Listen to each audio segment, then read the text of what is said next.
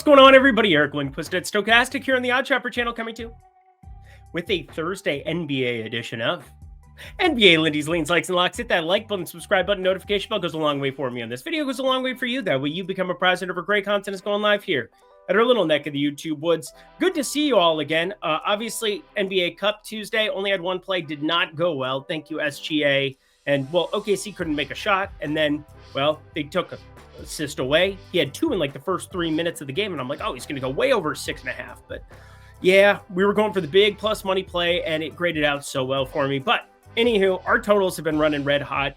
Overall, hitting lots of locks in the NFL, NBA streets. I've been pretty much on fuego for about 2 months now. I want to keep it going, though. I want to keep that MLB home run type streak alive, shall we? You can check out promo code Lindy50. That'll get you 50% off your first week or first month of my Tails package. What is that? Well, it's just the Discord where you can get all of my plays. You can also download the OS app, the Odd Shopper app, and you will be able to use that in conjunction and get notifications directly to your phone, just like you might have notifications on to get tweets or, whatever else you might be getting notifications for on your phone. Be a good person. But anyway, Lindy50, sign up for that. All right, 13 games. I'm not going to dilly-dally. We have so much injury news, so much to get to.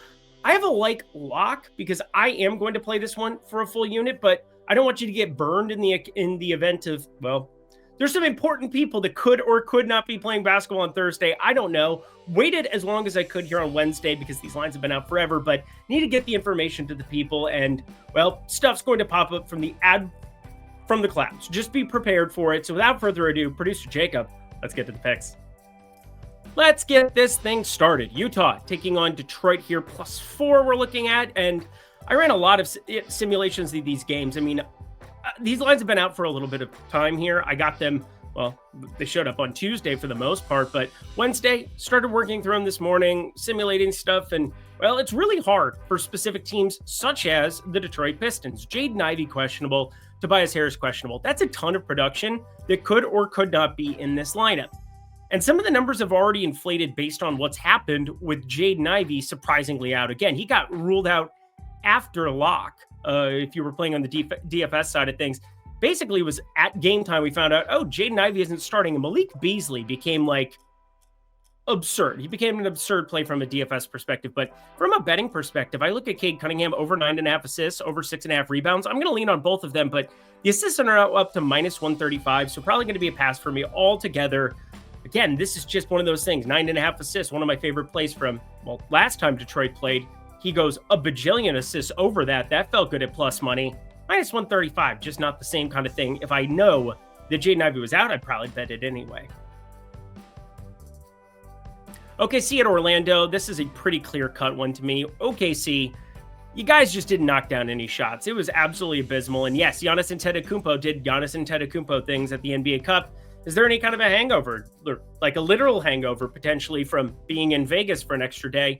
But I think it goes back to just normal times. You travel Wednesday, you get there, you're hanging out at Disneyland, or Disney World, excuse me, big difference. But we got ourselves Orlando on the other side of this one, starting to get healthier with some pieces. Obviously, Gary Harris, he's going to be questionable for this one. And Paulo Banchero should be back within the next 2 weeks, which I'm really excited about. Franz Wagner, a lot later.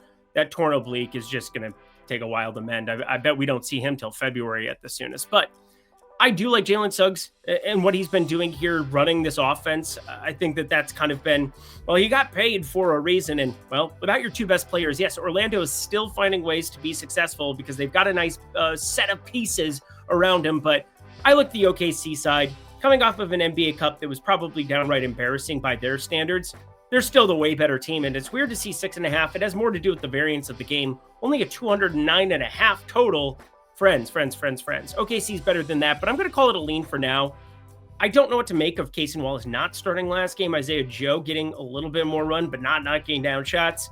Let's get ourselves out of the twilight of Vegas there, back into a regular NBA arena and see what happens, but so much unpredictability coming off of that spot that I'm just going to probably stay away. One of the nice things about having lines out for a while is that Odd Shopper can do its finest, and I love when something from a market-based approach matches up with my projections because, well, those are two different things and two different ways. You go top-down, bottom-up betting, two different ways of going about it. And it's nice when they line up here. Charlotte taking on Washington, only a 226 total, which I thought was a little bit surprising at first. But then you run the numbers. Charlotte not exactly moving it. And Washington, yeah, you get Alex Sarr out there in the starting lineup. You generally are just kind of putting bubble wrap on Jonas Valanciunas, somebody that I'd be very, very, very shocked if he was still with this basketball team come the trade deadline. But you got Kyle Kuzma questionable, Corey Kispert questionable, Keyshawn George questionable, Malcolm Brogdon questionable. How am I supposed to do anything here with that on the Washington side? Answer, I'm not. So I'm going to go to the Charlotte side of things, where I think any one of those guys being upgraded helps this defense, because Jordan Poole, Bub Carrington, that's basically what you're looking at here in the backcourt. And one's a lot better at goal defense than the other. One's going to probably have to be on Brandon Miller. And I'm going to guess that's not a good thing. Actually, you're probably going to put Bilal Coulibaly or Kuzma, hopefully, out there. But anyway, my point is that this is kind of a big number at plus 120 on DraftKings right now for LaMelo Ball. And I can start utilizing the odd shopper approach, and I can also get you an under. I don't get to put many unders here purely because injury news, if anything breaks, it generally is going to make the unders grade out much, much worse. And recording the night before, I bet primarily all of my overs. And then the day of, I'm betting a lot more unders and tailing odd shopper in the portfolio EV section. If you don't know what I'm talking about, please check it out. It's fantastic stuff. But LaMelo Ball, under 3.5 threes, plus 115 or better, that is going to be a play for me currently, plus 120 on DK. Chicago at Boston, so much injury news all over the place here. And once again, because teams haven't been playing a lot, it's so hard to get a pulse on what's going to happen. Kristaps Porzingis questionable for Boston. Zach LaVine questionable for the Chicago side of things. Now, we did get news that Josh Giddey is doubtful for this one already, so that was nice to be able to just rip him off the floor. If somehow he gets upgraded to questionable or probable, I'll lose my mind. But for the time being, Ayo Dosunmu is probably the guy who benefits the most, especially if Zach LaVine ends up out there, because Kobe White, he'll be getting a lot of that Drew Holiday attention. And you know what you don't want? Any attention from Drew Holiday, although he is a beautiful person. And also, the story of him and his wife is awfully, awfully touching from UCLA. And she played on the women's Olympic team for soccer. He's been on the men's Olympic team for basketball because he's very good at the defense. But yeah, Ayo Dosunmu looks really, really good if you get both of those guys off the floor. Josh Giddey, well, we're assuming that he's going to be off. And then also one Zach LaVine. Actually, everybody's going to look a lot better. But Ayo, 23.5 PRA. I'm going to be leaning that direction. Might fire this one up no matter what, because I think it grades out positive EV already. Obviously was worried about blowout in that last one. Less so here. Brooklyn plus 3.5 taking on Toronto. And Toronto, Scotty Barnes upgraded to questionable. That is a gigantic deal because Scotty Barnes does everything for this basketball team. And right now, RJ Barrett, Grady Dick having to do everything offensively for them. They've been starting Bruno Fernando at times. They do have Jamison Battle as questionable. I don't think that really matters. Jakob Poeltl already officially ruled out for this one. So yeah, Bruno Fernando gets more of those starts. Jonathan Mogbo just so disappointing in that last start. I don't know if he gets ruled out for another one in the event that Scotty Barnes doesn't play. We'll see. Kind of have to. But Kelly Olynyk eventually is going to start getting some more minutes there. As for Brooklyn, first debut with Dennis Schroeder. Confirmed, did not go well. But Ben Simmons, they said 27-minute cap. So at least it's nice to know that that's kind of the minutes range, because that's kind of what I was very, very focused on last time out. However, I do like the over of 219.5. No matter what happens for this one, I've got it at 224 with Scotty Barnes playing. I got it at 223 without him here. So no matter what, it's going to grade out nicely here for us, just on the cusp of playable. Once again, the total's been running hot, hot, hot. Dice, please stay hot. The opposite of hot is DeJounte Murray shooting. New Orleans taking on Houston. And if you have not checked out some of his shooting numbers so far this season, let me tell you, it's not for the faint of heart. Now, over the course of his career, he's been one of the upper echelon guys in terms of historical shooting, in terms of true shooting at the guard position. Now, nothing crazy, 55.7%, 54.3%, but for a guy who shoots as much volume as he did with Trae Young out at times in Atlanta, all of the time when he was there in San Antonio, his estimated win share was like through the roof. This year, he's at 0 estimated win share. That's 20th percentile. That is downright abysmal, and his effective field goal percentage is the worst I have for any qualified player, and he barely qualifies. 10 games played. You got to play at least 300 minutes in my model, and, well, that's where he's at. 41.4% effective field goal percentage. But going through his historical data, he has to get better. Again, otherwise he'll be out of the NBA, which is just an insane thing to say about DeJounte Murray. So I don't believe it yet. It would have to be another 300 minutes at this similar rate to really kill me. And when you're looking at a number of these pieces that continue to be out, what am I trying to say? Yeah, Zion Williamson. Why did I want to say Zach? He's going to be on the trade block too, I would think. Brandon Ingram probably going to be on the trade block himself. Lots of injury news that exists here on this slate, but no matter which way you slice it, I think this is one that you definitely want to have on high alert here, because Herb Jones, Trey Murphy, Evis Missy, a lot different than having Brandon Ingram, who's continuing to be out, Jordan Hawkins, who's questionable. 18.5 points. 18.5 points is such a low number for DeJounte Murray with his expected 25% plus usage. I have to be looking at that. I have to be playing that. 19.5 is actually where I played this one, to be fair. -104 on FanDuel, -125 at DK. Again, I would be okay with either, but 21 cents to save, 21 cents for a point, I'm kind of willing to do it. Very willing to give you 50% off at the Discord down below using promo code Lindy50. You can sign up for my Discord, get all of my updated plays day of, night before, giving you everything well ahead of this video now. Got that system in place. We're ready to rock. We're ready to roll. 50% off. And then the NFL. Oh, yes, NFL Lindy's. If you check that out, there's a lot of plays that I'm thinking about betting in that Chargers-Denver game. You want to know exactly what they are, what exactly shows up on the sheet for me? Well, I'm a profitable bettor, and as such, I will prove it to you. Lindy50 in that Discord. Let's party, y'all. Back to the picks we go. Golden State getting 3.5 against Memphis with a questionable John Morant. That is a little bit of tomfoolery to me, but it's a little bit of tomfoolery with John Morant, low back spasms, and Marcus Smart doubtful, because there's so much stuff that Memphis can do in the absence of John Morant, because we've seen it so much this season, and they've still been the number 2 team in the West. It's kind of wild to see, but Desmond Bane been playing really bad basketball, and it hasn't really mattered because, one, he stepped it up defensively. Jalen Wells, that's what he's out there to do as well. Jaren Jackson Jr., awesome stuff. Brandon Clark, Scottie Pippen Jr., of course, in the absence of John Morant, and Luke Kennard. I think Luke Kennard's probably the sneaky guy there on Memphis in this spot, where I would think that against Golden State, he really has the type of game. Again, can spread the floor. Was one of the best three-point shooters for years and years and years. Now getting more limited minutes here because of Scottie Pippen Jr. and how well he's played, and of course, John Morant. But eventually, we're going to see a fully operational Death Star here on Golden State, and that's going to be today. Dennis Schroeder on the other side comes to town, and that, for me, is really kind of the tipping point for this one. I think I really want to be back in Golden State somehow, some way. They're getting 3.5. Again, I think the John Morant news, I can sit and wait, and just a little bit surprised money hasn't started flowing in on Golden State. This line has been out for a while, and yet it opened at 3. It's sitting at 3.5, depending on your VIG. And, well, it's not moving anywhere. I'm very confused by that. John Morant should be a piece that kind of puts things into flux, or puts the numbers into flux. But as such, maybe that just kind of seems as though with the low back spasms, been a couple of days, it's dicey, whatever. But Desmond Bane, I'm thinking about betting that one over 15.5. If you got John Morant out, that would be a smash. And Golden State, plus 3.5. If you got John Morant, that also would be a smash. Thought about even packaging them together, which is so counterintuitive because it's 15.5 points there.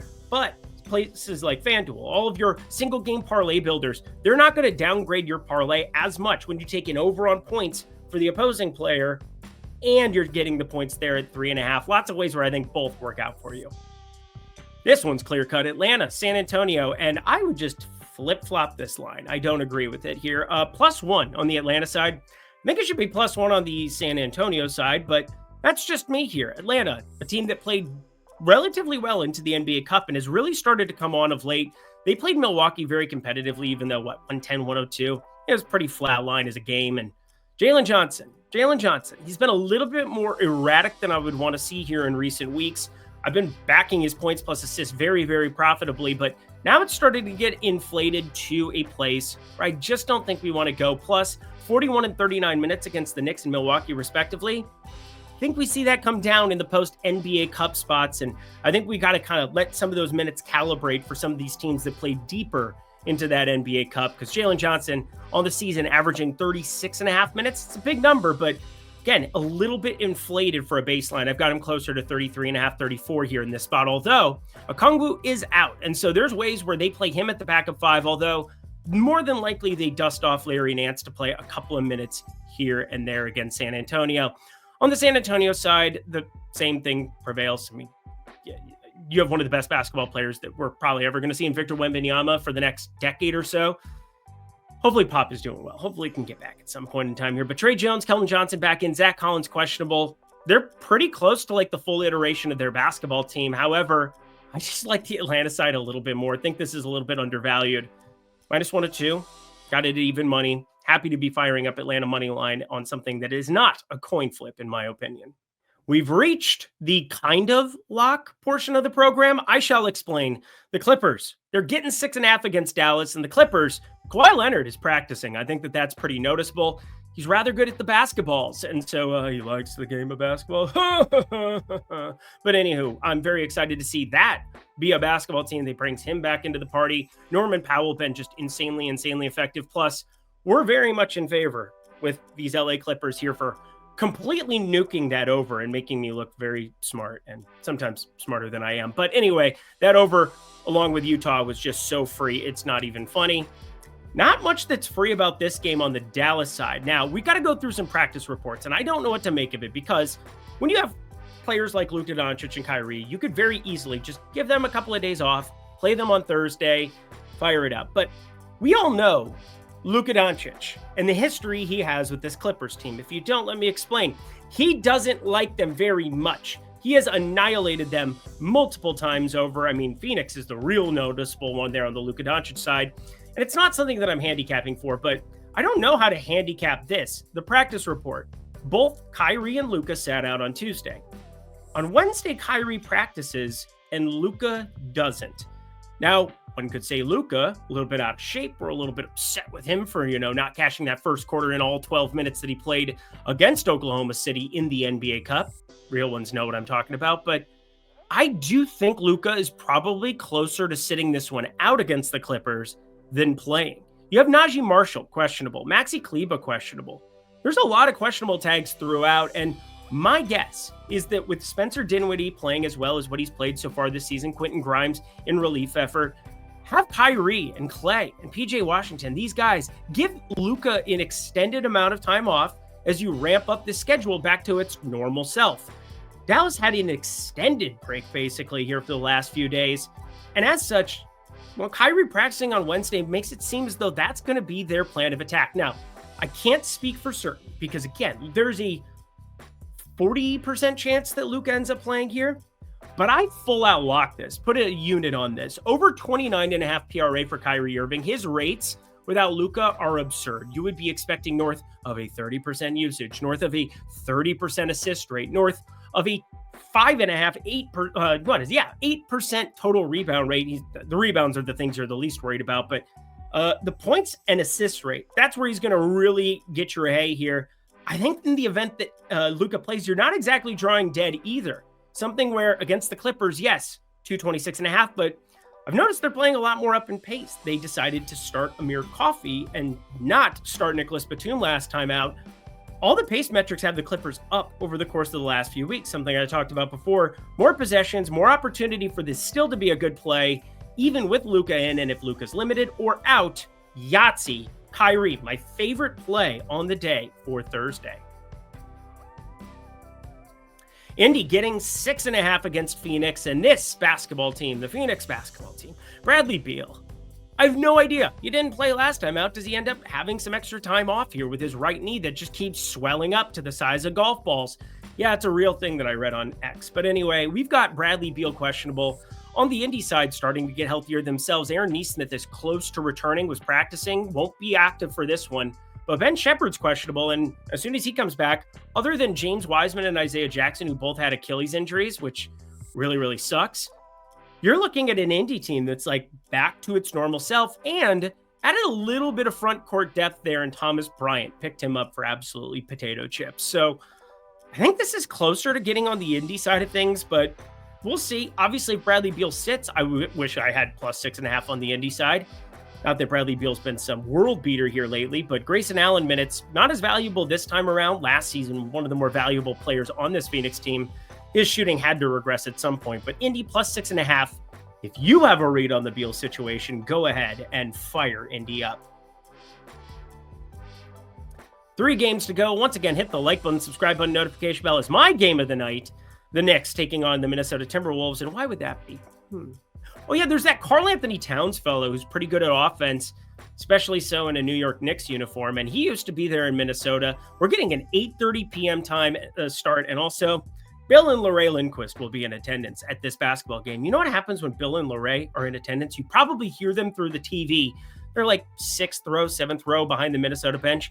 And they will have no mercy for Karl Anthony Towns. But my dad, he calls me up. He's like, hey, can you get some money on Karl Anthony Towns overs? And I'm like, what are you talking about? You hate Karl Anthony Towns now after he left, even though not like he had any say in it. He got traded. We were the ones who basically said, we're not going to pay him up at later down the line. Let's just kind of swap it and make the salaries work. Dante DiVincenzo hasn't been working out. Julius Randle's just Julius Randle. You know what you're getting there. Hopefully we can move him too. But yeah, Karl Anthony Towns, my dad was kind of onto something. 23.5 against his former team. One of our lower totals on the board at 215, but Karl Anthony Towns' usage out of control. His minutes out of control. And Tibbs coming off of a couple days of rest.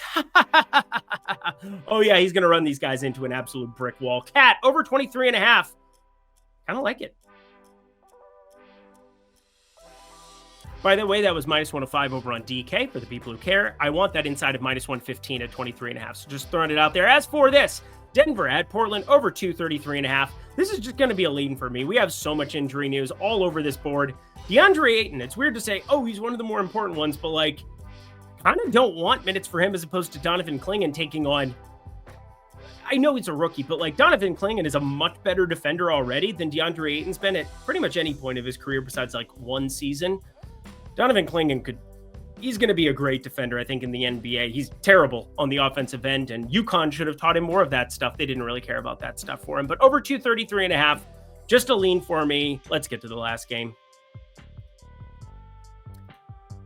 And more injury news just rolled in the most opportune way, the most opportune time.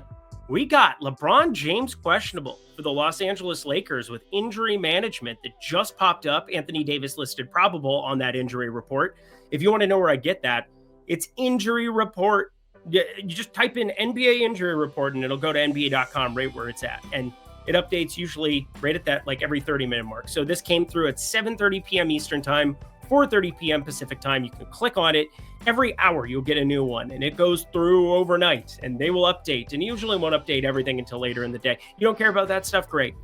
Sacramento has so many injury pieces on it. Here you go. Keegan Murray, Domantas Sabonis, Trey Lyles, Kevin Huerter. 4 guys. Now the 2 really matter in Keegan Murray and Domantas Sabonis, and yet we have props listed. This is very eerily similar to what we have here, but considering they're undisclosed, I have no idea, 1, what to make of the injury news. 2, they didn't practice in full there on Wednesday, so there's nothing to report back on that. They've just been sitting at home twiddling their thumbs, Sacramento. Not the ideal way to go about it, but 2 undisclosed guys here in Keegan Murray and Domantas Sabonis. No idea whether it's like family issues or, girls, or usually girls. Curl issues. We all got them. Sacramento, though, we got Malik Monk. The assist rate's been up through the roof here as he has started to get starters minutes. If Kevin Huerter, if he ends up out, probably another little bit of an uptick to him. And obviously either Keegan Murray or Domantas Sabonis will solidify some more Malik Monk minutes, even though Keon Ellis pretty decent off the bench. One of the better games that I've watched all season long, 130-129. Denver, unbelievable win by them there in crunch time. But Malik Monk, over 25.5 PRA, have much worse of a read on this one than I do on the Kyrie Lucas situation. So, of course, it's probably going to work out the exact opposite way because, of course, it does. But Malik Monk over 25.5 PRA. Let's get at it. And that does it for another edition of NBA Lindy's Leans, Likes, and Locks. Head to the comment section below. I want you to get the word back out there. We back up. Hit the like button, subscribe button, notification bell. 13 games. Thank the heavens. The NBA, a full schedule back. I won't even complain that it was like 13 games. I had a lot of fun breaking it down. Hopefully you enjoy breaking it down with me. Let's get out of here. Let's win some bets, shall we? Until next time, check out NFL Lindy's 2 for Thursday Night Football. I'm Eric Lindquist. Best of luck in the NBA streets on Thursday.